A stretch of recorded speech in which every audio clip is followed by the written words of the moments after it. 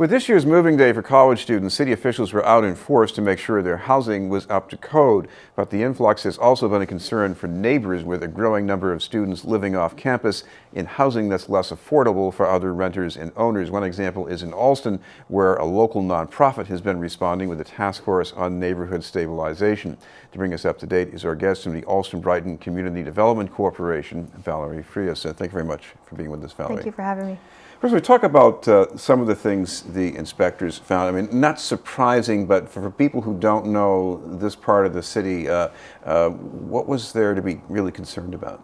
So illegal basement apartments were of grave concern. Illegal basements with no second means of egress, rooms without windows, things of that nature, environmental issues, mold issues, rodent issues, mold everywhere, just a sense that a place is uninhabitable, and walls with holes in them, the size of footballs, things like that. And these are holes for rats too, maybe, or are we talking about? These are holes. So there are burrows outside, but there are also, there are also infestations indoors, living inside these homes. So they were not inspected at turnover as they are supposed to be by the landlords, by and large.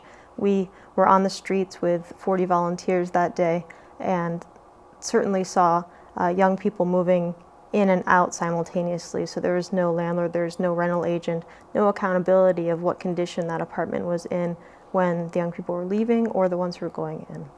Now, when you say there's a problem like rat holes, is this just an isolated landlord situation, or is there something that you see here as a pattern when you have a high concentration, let's say, of off-student housing? Is this something that's going to be more often the case? So there are two areas of concentration in Allston-Brighton in particular. There's the area closer to BC that houses BC and BU. There's the off-campus near BC, which was houses BC juniors for the most part. And then there's the area closer to actually where our office is, often called the Gap, the Gardner-Ashford-Pratt Street area. And that's home to Boston University students, Emerson students, Northeastern students, a wide variety of Boston College students. And there, the trend has been 90% investor purchases in the last 2 years of anything that's come on the market or been available for sale. And those are all becoming student rentals. What about trend here now? I mean, have we reached a plateau where you've got a certain number of college students, or do we see something that's still creeping further and further? No, our concern is that while the mayor has put forward a student housing report that talks about bringing students back onto campus, there isn't simultaneously a push to cap enrollment. And so if you don't actually cap enrollment, you can bring as many students back on campus, but if you're just increasing your numbers of students, they need to live somewhere. And you can't build all that housing overnight. So they are still spilling into the neighborhoods and at a greater pace than before. This is not a new issue, but it's an issue where the housing stock now is at a place where it's really in dire shape. And we've already lost a couple of lives in the last few years. What about the ability to deal with the safety problems here? Because what we're hearing more from the city is, let's get in there, let's get these units registered and have these maybe even surprise inspections. Concentrate on that, not the number of students per unit so much. What do you think about that? I think you do both. And the rental inspection ordinance that was put forward by Mayor Menino and has been amended a bit over the last couple of years is a great step forward in getting units inspected approximately every 5 years so that you actually can get a sense of what the stock looks like. Right now, on turnover, you as a landlord are obligated to call the city for an inspection. What the mayor Menino found when he was putting forward the rental inspection ordinance was that was done about 2% of the time, so it's completely ineffective. I believe that both sides of this, the no more than 4 and the rental inspection registry, are necessary. They're not a protected class. It's been proven over and over again that landlords and real estate agents are taking advantage of students and of the market and are pushing middle class and lower income folks out of the city at a rapid pace. How do you see the numbers working out on that limit on students? Because, on the one hand, I can see, fewer students per unit would mean less of an incentive to use a dwelling for student housing. But on the other hand, you've also got students who need to be fit into more units of housing, too. And that's where I believe that the on-campus housing push needs to come into play. I mean, there needs to be more housing that's actually developed by the colleges and universities themselves, house their own students at affordable rates.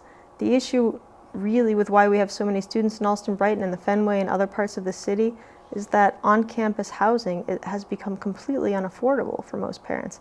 It's about half to live in one of these basement apartments in Allston compared to almost the cheapest option at one of our private universities in the city. And that gap has to narrow, or we're going to continue to see this problem. Well, you have another gap going on here, and that is between how affordable this housing stock is for investor buyers renting to students, and how affordable it would be for everybody else. Right. So when you rent by the bedroom, it's a very different scenario than if you're renting to a family of 4 or 5 or 6, and that's where. That's why the prices are so inflated, right? I mean, that's why somebody is actually willing to pay, and this is a real number, $1.3 million for a legal 3-family house in the BC area, because the way that they've run the numbers, they're going to carve up the dining room, the living room, and every other available space and make that a bedroom and rent that for $700, $800, or $900 to a student. And an individual student could perhaps afford, or their parents could afford, $700, $800, or $900 for them for housing for that school year. But when you do those numbers out for a family, they can't afford a mortgage on $1.3 million, and that's what I'm talking about this inflation that is artificial in those markets that surround the university areas. Well, you've been trying to do something about this with the Neighborhood Stabilization Task Force. What exactly have you been doing? So we've requested a meeting with the mayor. We're waiting to hear back from their office to really raise a few things. Enforcement of the no more than 4, a real strategy around what you do, assuming the universities and colleges bring their students back onto campus, what you do with that housing stock that's in such bad shape right now, and how you bring it back up and how you make that affordable for families so that we actually do have a middle class that is able to come back. I mean, I would say stay, but I believe we've lost so much of it that to come back to the city of Boston. We should mention if people want to find out some more about the CDC, you've got someplace they can go to? www.allstonbrightncdc.org. Thank you very much for being with us. Valerie Frias from the Allston-Brighton CDC. Thank you. Up ahead, we'll talk about a new book on Boston's newest immigrants.